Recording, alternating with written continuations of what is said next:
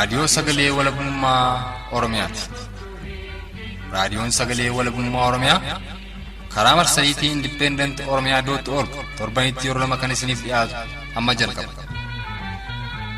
Raadiyoon sagalee walabummaa Oromiyaa akeeka qabsoo kan saba Oromoo bilisaaf biyya Oromoo walab sirna dimokiraasii faqaan bulu deebisanii gadi dhaabuuf godhamu deeggara. Akeeka qabsoo kana babal'isuufis hojjeta. Birmadummaan Oromoo dafqa dhiigaaf lafee ilmaan Oromoon dhugooma jedhee amana. Dhaggeeffattoota isaas wareegama qaalii kanaaf kakaasuuf carraaqa. Kun raadiyoo sagalee walabummaa Oromiyaati.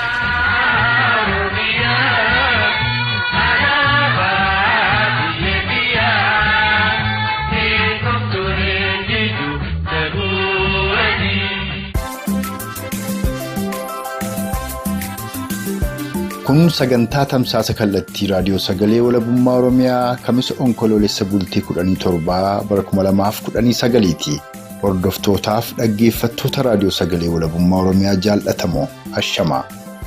Kan nagaasan fuudhaan atiikii dhugaasaatii sagantaa keenya guyyaa har'aafis odeeffannoolee bilbilaan bakkoota garaagaraa irraa walitti qabanne keessaa seensaaf muraasa isin dhageessisuun kallattiin gara sagantaa keenyaatti seennaa turtiin keessan haga dhumaatti nu faanaa ta'uun afeerraa keenya. Bara 1997 irraa eegalee hanga ammaatti magaalaa Gimbii keessatti maqaa qeerrootiin maqaa abaa'ootiin akkaataan itti uummanni keenya dhumachaa jiru baay'ee garaa nama nyaata. Akkasumatti ajjeesaa jiran jechuudha qeerroo haga ammaa jijjiiramni hin jiru jechuu barbaadeetan akkuma baaleetti iyyuu wanni jiru iyyuu kanuma bakka lubbuu namaa irratti har'ayyuu guyyaa irraa sassabaa deemsisaa turan walgahii guddaa jechuudha. Nama sa'a sadiin booda argamee magaalaa keessatti yookaan dammoo rasaa kan dhahamee meeshaa isaan fuunuun jechaa jirti jechuudha kaabineen. Akka amma nu argaa jirrutti mootummaa biratti mirgi hawaasa biraa eeggamee mirgi Oromoo dhiibbamaa jira jechuudha. Baay'inaan ammallee kadhumachaa jiru sabuma Oromooti. Sababni kun ta'uu danda'eef akka mataa kiyyaatti naan galuu hin dandeenye. Kun ammoo akkaataan itti hafu ta'uu tokkummaan uummata keenyaa kan cimu taate qeerroo yoo ka wal qabatu taate akkuma kaleetti itti falmatetti yoo ka falmatu taate mirgi uummata keenyaa hin eeggamaa. Oromoon tokko ta'ee qeerroon tokko ta'ee sabni keenya akkasitti walii hidhatee akkanatti odoo galma geenne jedhee yaada. Mucaan Amaanu'eel Kennisaa jedhamu kuni yuunivarsiitii Harammayyaadhaa waggaa 3ffaa kan barataa jirudha. Guyyaa kaleessaa galgalaati kan inni rasaasaan rukutamee lubbuun isaa darbee namni kuni gara biyya alaatti adeemuudhaaf piroosesii kan godhataa jiru yogguu ta'u dhimma piroosesii isaa kanaatiif gara magaalaa Finfinneetti utuu inni adeemaa jirudha. Rasaasni qoma isaa keessa rukutuudhaanidha kan lubbuun isaa darbee jechuudha. Bana darbe gara Finfinneen ture ammuma kutaa mana ciisichaa fudhannee qarshiima keenya illee ciisnutti illee hamma rakkan nutti geenyee jirra jechuudha. Maaliif waraqaa eenyummaa keenya kan lixa wallaggaa agarsiisu eenyutti illee naannoo Finfinneetti agarsiifnee Finfinnee keessa akka garaa keenyaa socho'uu hin dandeenyu jechuudha. Gurbaan kun illee waraqaa eenyummaa isaatiin jechuudha qoma isaa keessatti kan rukutamee lubbuun isaa darbite. Duruu abboonni keenya kaan Oromoo shawarradha ka dhufanii warra abte gorgisiifadha. Anna sanaas dimbarii Itoophiyaas ka Keeniyaan hojjechuu dhufanii bakkee Bachoo jedhamu keessallee inni kadhaan illee achi keessaa ijoollee isaallee jiru. Nutillee hundaa warri keenya ka duraadha abboonni keenya ka dhufanii achirradhaan dhufanii bakkichallee kanaaf ka qaqqabsee isadha. Rakkoo keenya amma waanna nuti warra tokkodha afaa tokko haasa'ina ka haasa'inillee dabuu keessaa afaa keenya afaa Oromoodha. Qoodaa kanaafi amma nuti karaa Oromoo kanatti dabuubiin badhaaf qoodaa nu baddaluu jiranii fi afaan keenya kanallee akka haasa'ina nu godhanii qoodaa kanaafi amma afaa keenya kanallee haasa'uun barbaannaa itti tamaaruullee barbaanna jenneeti kanadhaan xiyyaaqellee kaasne.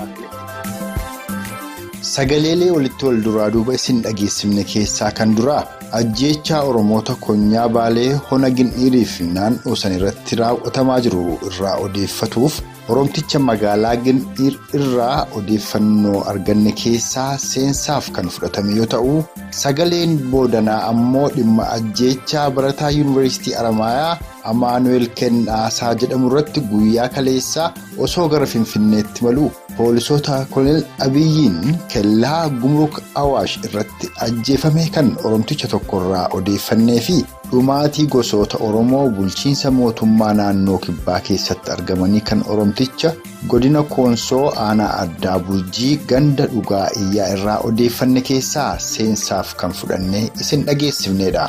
Guutummaan odeeffannoolee kanaa sagantaa keenya guyyaa irraa keessatti hammatameera. Jalqaba irratti ajjeechaa roobii kaleessaa konyaa Baalee magaalaa Gindiir keessatti ilma Oromoo tokko irratti raawwatame kan Oromticha magaalaa Gindiir irraa odeeffanne isin dhageessisuun sagantaa keenya aanfannaa. Turtiin keessan haga dhumaatti nu faana ta'uu Oromtichi magaalaa Gindiiris dubbisaa muuziqaa ce'umsaa kana booda eegalaa itti dhiyaadha.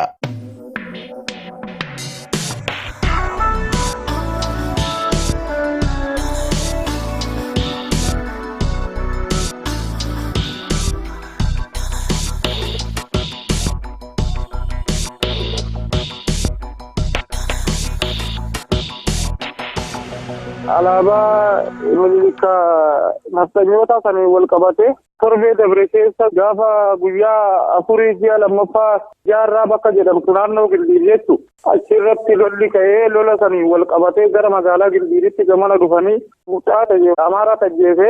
Hayyee. Duuba akkaataan ajjeessaa isaa baay'ee garaa nama nyaata. Qeerroo magaalaa Gindiir irratti rakkoo gurguddaatu akkasitti deemutti jira yeroo ammaa naannoo isiitii achillee. Mee jalqaba jaarraatti maaltu ta'ee ajjeechaa nama magaalaa Gindiir keessatti raawwate kun ammoo suukanneessaadha jettee bifattamiin akka raawwate illee nu ibsi. Jaarraa yeroo jalqabaatiif abbaa qabeenyaa tokkotu turee maqaa isaanii qabachuu hin dandeenye. Isaan sun torbee dabre keessa alaabaa Miliika kana qabatanii hin deeminaa jedhee akka waan dubbatee birbirta bakka jedhamtutti naannoo Gaasaraatti eegas isa jala dhufanii inni gabayaa magaalaa Harawaa dhufee. Harawaa irratti ammoo wayitanii loon bitee loon isaa lakkaa'achitti jirutti Amaaronni shirritii kaa'atanii sirritti fuula ishii cufatanii filaashiidhaan dhufanii haajicha kana ajjeesanii jechuudha. Inni du'e ammoo namni dhibaalleen kadha'ameen jira. Achi magaalaa Gindiir fidanii hospitaala Gindiiritti du'an isaanii eegatti ammoo jarri amaartonni sunillee hin baane ijoolleen qeerroo qabanii akka saala gaarii godhanii turan sadeenuu du'an. Qeerroon illee tarkaanfii fudhatteetti jechuudha. Qeerroon tarkaanfii cimaatti fudhattee garuu akka naannoo keenyaatti bara 1997 irraa eegalee hanga ammaatti magaalaa Gindiir keessatti maqaa qeerrootiin maqaa abaa'ootiin akkaataan itti uummanni keenya dhumachaa jiru baay'ee garaa nama nyaata. Maqaa isaanii galmeessee ture. Tokkoffaan amma kadheen gadda beekuun Tuujii jedhama. Lammaffaan ammoo Seeyfuu Odaa dhaaba adda bilisummaa uummata Oromoo keessa ture. Abdulfattaa Usmaa'ilis akkas waggaa kana keessa du'e. Muhammad ka jedhamulleen akkasuma. Abdii Bayaanilleen akkasuma guyyama Seeyfuu Odaa beekana jee kun Huseenii magaalaa keessatti rasaasaan rukutaran akkasumatti ajjeesaa jiranii jechuudha. Qeerroo haga ammaa jijjiiramni hin jiru jechuu barbaadeetti akkuma Baaleetti iyyuu wanni jiru iyyuu kanuma bakka lubbuu namaa irratti har'ayyuu guyyaa irraa sabsabaa deemsisaa turan walgahii guddaa jechuudha. Nama sa'a sadiin booda argamee magaalaa keessatti yookaan dammoo rasaasaan dhahamee dhumee isaan fuunuun jechaa jirti jechuudha kaabineen. Amma gama tokkoon mootummaa Oromooti jijjiiramni dhufeedhu gama kabiraatiin lixa Oromiyaa Maccaatti Gujiitti Booranatti Oromoon akkuma dhumetti jira kafixus raayyaatti isa biyyaa qaydhabu kana gama biraatiin ammoo Harargeetti Diradhawaatti akkasuma ammoo magaalota godina Baalee kan akka Gindiiriif naannoo san keessatti Oromoon qaamota nafxanyaa darbaniin ajjeefamaadha jiru. Isa kanarratti meeti maal jetta Oromoonis maal godhuu qabaa jetta dhaamsa waliigalaa yoo qabaatte dhaammadhu. Oromoon tokkummaadhaan jabaatee itti deemuu qabaa jedhaani gara kaaniin ammoo qeerroon tokko tahee akkuma duraan ofirraa falmachaa turetti odoo falmatee gaarii jedhee yaadaan akka mataa biyyaatti sababni isaa mirgi uummata keenyaa eeggamaa hin jiru dursanii sila hangafatti mirgi uummata keenyaa eeggamuu qabaa jechuudha. Akka amma nu argaa jirrutti ammoo mootummaa biratti mirgi hawaasa dhibaa eeggamee mirgi Oromoo dhiibbamaa jira jechuudha. Baay'inaan ammallee kadhumachaa jiru sabuma Oromooti. Sababni kun ta'uu danda'eef akka mataa biyyaatti naan galuu hin dandeenye. Kun ammoo akkaataan itti hafu yoo tokkummaan uummata keenyaa ka cimu taate qeerroo yoo ka wal qabatu taate akkuma kaleessa itti falmatetti yoo ka falmatu taate mirgi uummata keenyaa hin eeggamaa. Oromoon tokko tahee qeerroon tokko tahee sabni keenya akkasitti wal hidhatee akkanatti odoo galma geenne jedhee yaada. Dhugaadhumatti qeerroon Oromoo ka godina Baalee magaalaa Gindiir ajjeechaa qeerroolee Oromoo irratti deemaa jiruuf haala waliigala Oromoof Oromiyaa irratti dhaamsaaf yaada bal'aa karaa raadiyoo sagalee walabummaa Oromiyaa uummata Oromoof dhaamteef guddoon si galatoonfadhaanis yaadaaf dhaamsa kee kallattumaan uummata Oromoon siifan ga'aa fayyaa ta'i. Kun ajjeechaa ilmaan nafxanyootaatiin godina Baalee magaalaa Gindhiiriif naannoo san keessatti ilmaan Oromoo irratti raawwataa jiru ilaalchifnee kan Oromticha magaalaa Gindhiirirraa odeeffannedha. Akkuma waliin quba qabnu lixa Oromiyaa Maccaa, Konyaa Gujiif Boranaa akkasumas Konyaa Iluu Abbaa Boriif Bunnoo Baddallee lixa Tuulamaa keessatti raayyaan ittisa biyyaa mootummaa koloneeffataa Impaayera Itiyoophiyaa poolisoonnii fi milishoonni mootummaa koloneeffataa Impaayera Itiyoophiyaan hoogganamuudhaan ilmaan Oromoo irratti duguuggaa sanyii raawwataa jiru. Gama ba'a Oromiyaa magaalaa Dirree Dhawaa fi naannoo san akkasumas Konyaa Arsii fi Baalee keessatti ammoo harcaatonni sirna nafxanyaa darbanii mootummaadhuma koloneeffataa Impaayera Itiyoophiyaa yeroo ammaa koloneel Abiyyiin durfamuun deeggaramaa ilmaan Oromoodhaa duguugaa kan jiran ta'uu isaati. Egaan Oromoonis akka kanaan duraa callisuu akka hin qabne akkuma isaan hidhatanii ilmaan Oromoo obbaasaa jiran Oromoon ammoo yoo xiqqaate lubbuusaa fi qabeenya isaa oolfatuuf ofirraa lolatuu akka qabu dhaammanna. Kanatti aansuudhaan ammoo duguuggaa sanyii bulchiinsa mootummaa naannoo kibbaa godina Koonsoo aanaa addaa Burjii gandoota baadiyaa kanneen akka Dhugaan Iyyaa fi Bachoo jedhaman keessatti raayyaa ittisa koloneeffataa Impaayera Itiyoophiyaa fi poolisoota takkaa'uu humna addaa mootummaa naannoo kibbaan yeroo ammaatti gosoota Oromoo naannoo san keessa jiraatan irratti raawwataa jiru odeeffatuuf gara ganda Dhugaan Iyyaatti bilbiluun Oromticha achi jiru tokkorraa odeeffannoo guutuu arganne sin dhageessifna. Akka odeeffannoo qabnuttis dilbata darbeerraa aga guyyaa har'aatti Oromoonni lakkoofsaan 21 ta'an ajjeefamuu fi aga ammaattis reeffi isaanii akka alaa fuudhamuu dhorkamee bineensi alatti nyaachaa jirudha. Kan Oromtichi achirraa odeeffanne kun nutti immoo turtiin keessan amma dhumaatti nu faana haa ta'uun afeerraa keenya.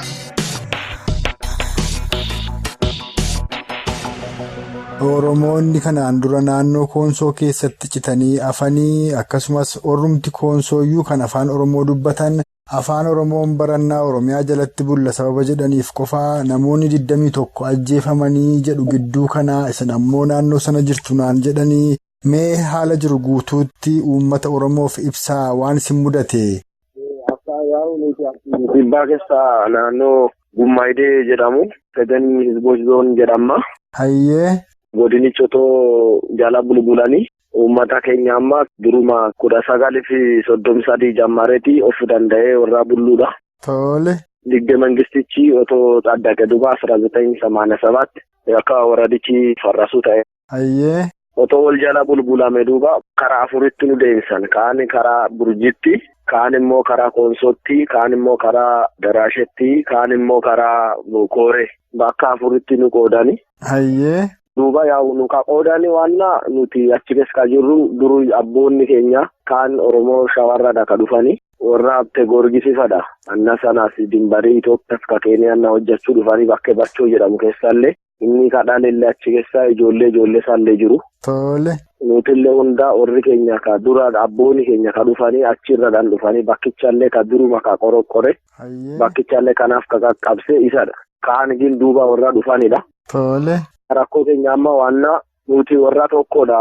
Afaan tokko haasa'ina. Ka haasa'inullee dabuu keessaa afaan keenya afaan Oromoodha. Qoodaa kanaaf amma nuti karaa Oromoo kanatti dabuubiin bataafnu qoodaa nu baddalu jiraniifi afaan keenya kanallee akka haasa'ina nu godhanii qoodaa kanaaf amma afaan keenya kanallee haasa'uun barbaannaa itti tamaaruullee barbaannaa jenneeti kanadhaan xiyyaaqellee kaasnee waggaa 20 aga xiyyaaqee kana kaasne. Gaaffii kana dhiyeenyatti yoom gaafattanii jennaan nama sinirraa ajjeesanii eessatti ajjeesan amma nama keessan? Nama nurraa ka ajjeesanii ganda Bannayyaa jedhamu keessa. Godina Koonsoo? Godina Koonsoo ton ta'ini Liyyuu Waradaa jedhama Burjii. Hayyee. Akkasiin akkabaabichi Gumadidee jedhamee beekama duruma. Isaan amma maqaa kana balleessuu barbaadanii maqaa kana balleessuufi bakka afuritti nu qoodani. Hayyee. Kaan Koonsoo keessa akka galluu nu tolchanii uummata keenya kaanii Burjii Liyyuu Waradaa keessa akka galluu ta'e uummati kaan immoo karaa Daraashee Waradaatti akka galuu ta'e uummati kaan immoo Amaarootti akka galuu ta'e. Hayyee. Uummati keenya kan barbaadu amma nuti warra tokko duruma. Nuyi Oromoodhaa takkaas Oromoodhaa ammas Oromoodhaa Oromiyaatti cituu afaan Oromoon barachuu barbaannaadha gaaffiin keessan. Kanadha bakka gaaffiin keenya. Amma gaaffii kana yoo gaafattani maal sin godhani? Oonegidha. Oonegittu isaan keessaa jira jedhaniiti nama 21 bicha miti kadu'e. Hayyee. Caakka keessa kadu'e jira amma ganama 30 deemedha. Warri 21 warri reeffi isaanii argameedha. Garuu walumaa gala kan reeffi isaallee bosona keessa jiru jira nama 31 gahaa jechuudha.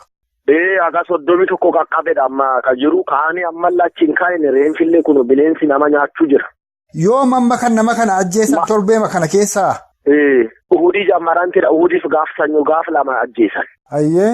Otoo ajjeesaan duuba nama keenyaan fudhanna jennaan oonegittuu ajjeese jedhatoo farramaa. Oonegittu ajjeesettanii farramuu baattanii isiniif hin kenninu reenfa jedhanii kun agaarra direessi achitti bineensi nama nyaachuu jira. Namni keenya immoo oonegii maaltu as keessa jira nuti oonegiin nu keessa hin jiru. Oonegiin nu keessa galee kaantina jedhamu otoo jiraate fida ajjeessanillee otoo jiraate jedhan isaan kanadhaan amma jedhamu jiru. Amma silaa kan ajjeese poolisiidha moo? Poolisii waradaa Burjii. Hayyee. Indagana immoo makkalaakayaa agar makkalaakayaa. Amma gaa nama keessaan nama 31 ol fixee bineensa nyaachisaa jiru warra kanaa haa ta'u malee kan ajjeese oonegiidha jedhaati farramaa yoos malee isinii hin laannu reeffa isaanii jedhanii. Kanadha reeffa isaanii fudhattanii oonegittu ajjeese jedhatoo intina jedhan hardhammoo nama tokko sabasabuuf mokkoranii. Kamisa irraa kana. Amma galgaltii kana walitti qabuu barbaadanii akka jedhanii. Dhiifama nu godha namooti kana yaa nuti oonegitti as keessa jira jennee ajjeesne. Hayyee. Oonegitti jira jenneetini fidatiidhaan kana qooda hojjannee fi bakka sinillee intina jedhatu amma karaa ganda kanatti deelee haa ta'u jennaan namni dideedha gandicha guutuu namni gadhisee baay'eedha. Gandi kee dhiiftanii baqattan kun maal jedhama? Bannayyaa jedhama. Bannayyaa jedhama. Bannayyaa jedhama. Maqichi qabaa'ee qaalaaniin achiidhaan majammara galee ganna galu. Hayyee. Qooda kanaafi. Banne iyyaa ka jedhamudha antina sallee. Banne iyyaa.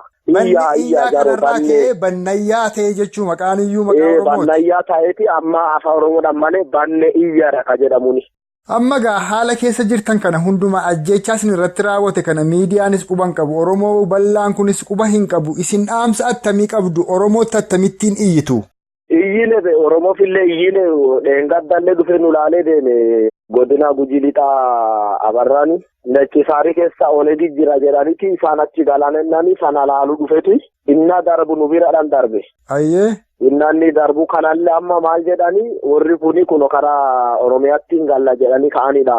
Qooda kanaafi Oromootti galuufidha jedhaniiti amma kan akkas nu qabachuu jirani akka jiru bakka laaqayaa kana kamarraa'u jirullee warroonni Tigirootadha. Hayyee. Kololoonni akka jiran Tigirootadha isaan amma nu kafitu jiran. Amma kanaan duras. Oonegiitu ajjeese jedhaniitu saba Amaaroo kana ajjeesanii Oromoo Gujii walitti buusaa turani. Oonegiin baanan kun silaa dhuguma nama kabiraa saba biraa jibbiinsa qabaa ajjeesee beekaa isiniinoo ajjeesee beekaa mee dhimma jara kanaa maal quba qabdu? Hin jiru oonegii ka jedhamu akkabaabii keenya keessatti maqaa isaallee kaa'een beekamu nu bira waan tokko maal jedhaniif dura. Hayyee. Abarratti akka jedhanitti abarraa jechanii godina Gujii lixaa waannaa astadaadaridha. Bulchaa godina Gujii lixaa Abarraa Bunoo. Abarraa Bunoo jedhama. Hayyee. Amma isatti maal jedhanii achi keessa oonegii saraawwitii lama ajjeesnedha. Saraawwitii lama immoo harkatti qabnedha. Jennaani anaaf ergaa jedhe inni.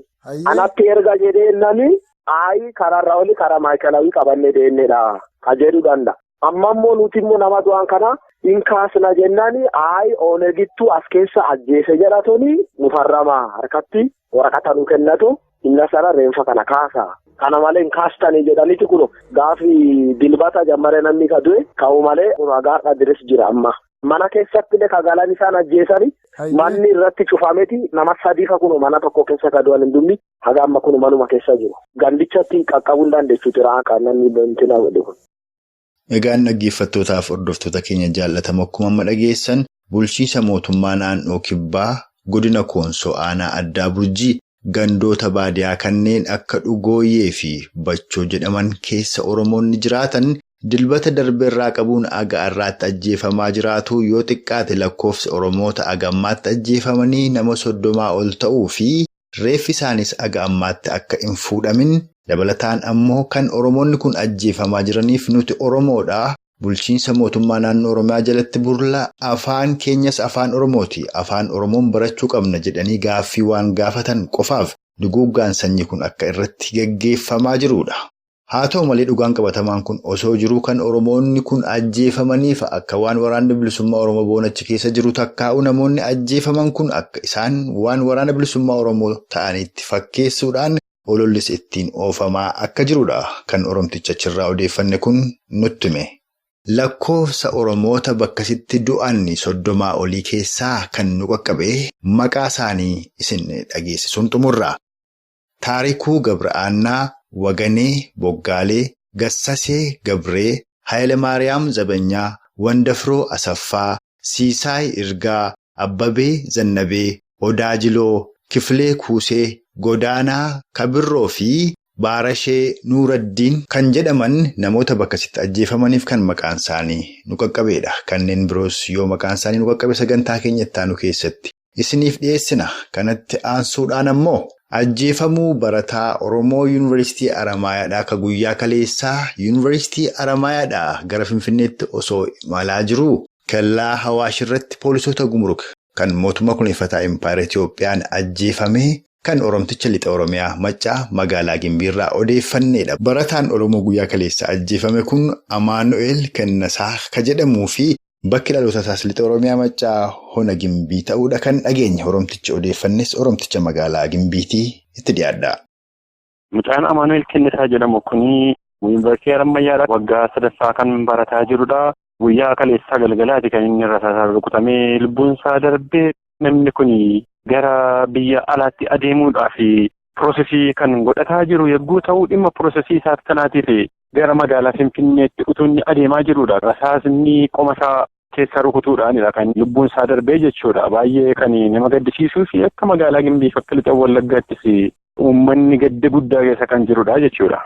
Mucaan kun naannoo Awaash Arbaa jedhamutti poolisoota yookaan warra gumurukiidhaan ajjeefame jedhama. Badii tokkos immoo qabaatee osoo hin taane waraqaa eenyummaa isaa ilaalmee Oromoodhuma lixa Oromiyaa Maccaa takkaa'uu Wallaggaa ta'uusaa qofaa fi kan ajjeesanii jedhama. Akkuma waliin quba qabnu namni waraqaa eenyummaa lixa Oromiyaa konyaalee Wallaggaa furan akkasumas kibba Oromiyaa Gujiif Booranaadhaa kan qabatee deemu yookaan waraqaan eenyummaa isaanii yoo sana mul'ise yakkamaadha yookaan ammoo nama waraana bilisummaa Oromoo wajjin walitti hidhata qabuudha jedhameetu magaalaa Finfinnee keessattis magaalota gurguddoo biisuun qabdu keessattis gidirfamaa jiru, hidhamaa jiru, ajjeefamaa jiru. Meeshaa kanarratti maal jetta ati Oromoonni magaalaa Gimbiif naannoo sanaa maal jechaa jiru?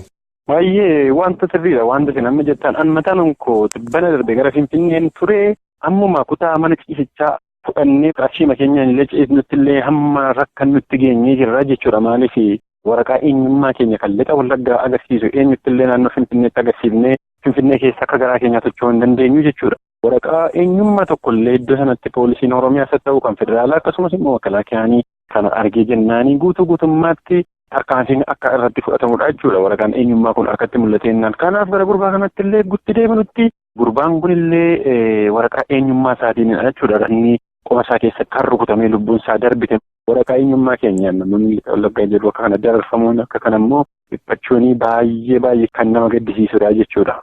Ajjeechaa barataa Oromoo kana irratti raawwatis haa ta'u ajjeechaa Oromoota lixa Oromiyaa Maccaa kibba Oromiyaa Gujiif Booranaa akkasumas giddugaleessa Oromiyaa gara lixa Tuulamaa Konyaa Iluu Abbaabor Bunnoo Baddallee irratti raawwataa jiru kanaaf haaluma waliigalaa Oromoof Oromiyaa irratti dhaamsa yoo qabaattan dhaammadhaatii gara fuulduraatti immoo isinitti deebi'een odeeffadha. Egaan ammallee dhaamsa nuun dhaamnu Oromoon Wallaggaaf Gujii duwwaa otoo hin taane baay'eedha. Oromoo kan ta'e miliyoona 50 ol kan ta'u Oromiyaa bal'oo keessaa sababii qabnuu fi waa'ee eenyummaa Oromoo modheen gaddarreecha irrattis itti himnee kan galle waan ta'eef ammallee warri rafaa jiran dammaquu qabu. Oromummaa isaaniitiin immoo yoomillee ejjennoo qabaatanii dhaabbachuu qabu. Wanta qabsoon Oromoo gara fuulduraatti adeemaa jirtu kanaaf immoo yeroo hundumaa dhaabbachuu qabu jechuu barbaadu. Kan amma dhageessan kun dhimma ajjeechaa barataa Oromoo Amaanu'eel Kennasaa jedhamu irratti guyyaa kaleessaa kellaa Awwaash irratti poolisoota mootummaa kunuunfataa Impaayera Itiyoophiyaan raawwate ilaalchifnee kan Oromticha lixa Oromiyaa Maccaa irraa odeeffanneedha. Akkuma afaan Oromtichaa irraa dhageessan barataan Amaanu'eel Kennasaa jedhamu kun Yuunivarsiitii Aramaayaatti barataa ganna 3ffaa akka ta'ee fi bakki dhaloota isaas lixa Oromiyaa Maccaa hona Gimbii ta'uudha kan odeeffanne. Akkuma waliin quba qabnu erga baatilee 7 fi 8 as lixa Oromiyaa Maccaa, kibba Oromiyaa Konyaa, Gujiif Booranaa akkasumas lixa Tuulamaatti dhalatuun yakkamaaf shakkamaa nama taasisuudhaan Oromoonni bakkootan maqaadhee kanatti dhalatan magaalota Oromiyaas haa ta'u kan biyyattii garaagaraa keessa nagaadhaan baanii galuu dadhabaadha jiru. Kan Oromtichi kun dubbates matayyattuu innummaan mataansaa magaalaa Finfinnee fi naannoo san keessatti lixa Oromiyaa Maccaatti dhalatuuf waraqaa eenyummaa bakkas mul'isu qofaa qabaatuusaan mana sireellee kaffalatee buluu akka inni dadhabeedha. Isa kanas Oromoon akka beeku qabsoo akka itti fufu jechaa sagantaa keenya guyyaa irraa armarratti obbaafna turtii qaataa ilaammaatti faana qabaattaniif horaa bulaa jechaa aga sagantaa keenyatti aanuun kan agaasinitti dhaammannu ana xiiqii dhugaasaaf gulaalaa suur sagalee mo'aabuu baatii uumaan nama borii nu tolchinna.